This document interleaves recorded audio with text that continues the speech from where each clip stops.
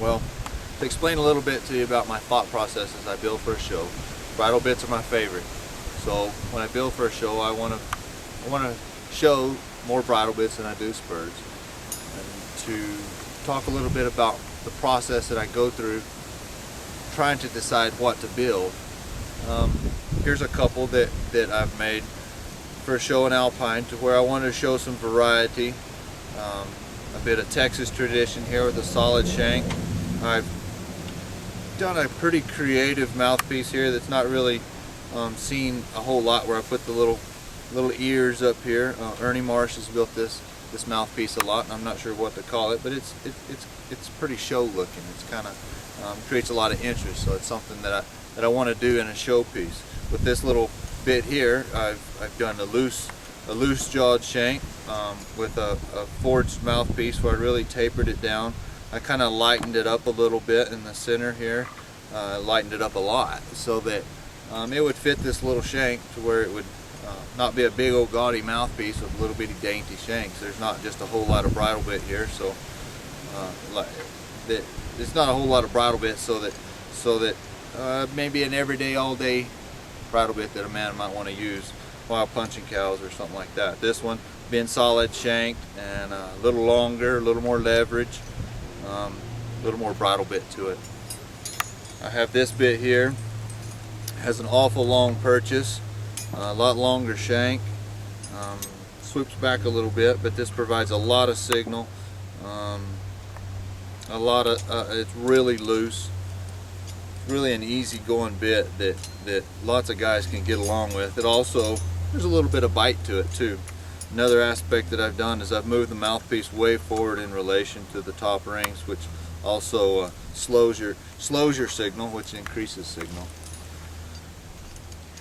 The ornamentation that's going to go on these bits, the thought process that I'm going through there, this one's going to be a little simpler. It's going to have sterling overlays with a sterling concho here in the center. I will put some sort of focal point here in the center of the concho, flowers or something. I try to always maintain a focal point on my bridle bits. The bit and the ornamentation need to say something. They need to have a message to them, and I like to always have that around the mouthpiece, somewhere around the mouthpiece. I want to make my biggest statement in my design. So on my concho, it would be the biggest and boldest, and I'll have some sort of engraving there that accents that focal point. And then here I'll have a silver concho of some sort, and then I plan on doing a steel engraving that's very similar to firearms engraving, which has always been a huge inspiration to me ever since I started engraving.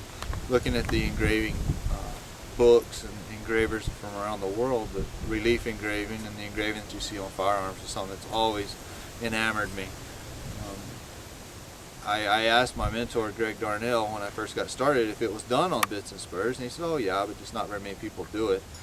And the first I saw was Ernie Marsh and John Ennis in the 1999 issue of Western Horseman that they did on the TCA. It really inspired me and pushed me on. I knew it wouldn't be the first, but it was exciting to see that it was being done. And I went to the TCA workshop in 2003, taught by Ernie Marsh, Mark Dahl, and Bill Heisman.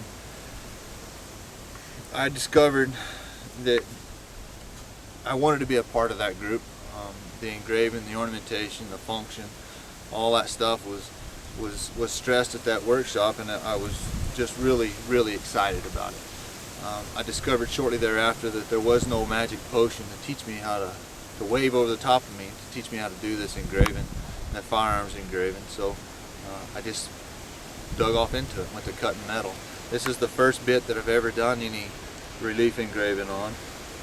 It happened to be one of my TCA application pieces, and I still own it, and I'm tickled that I did. I priced it at a point at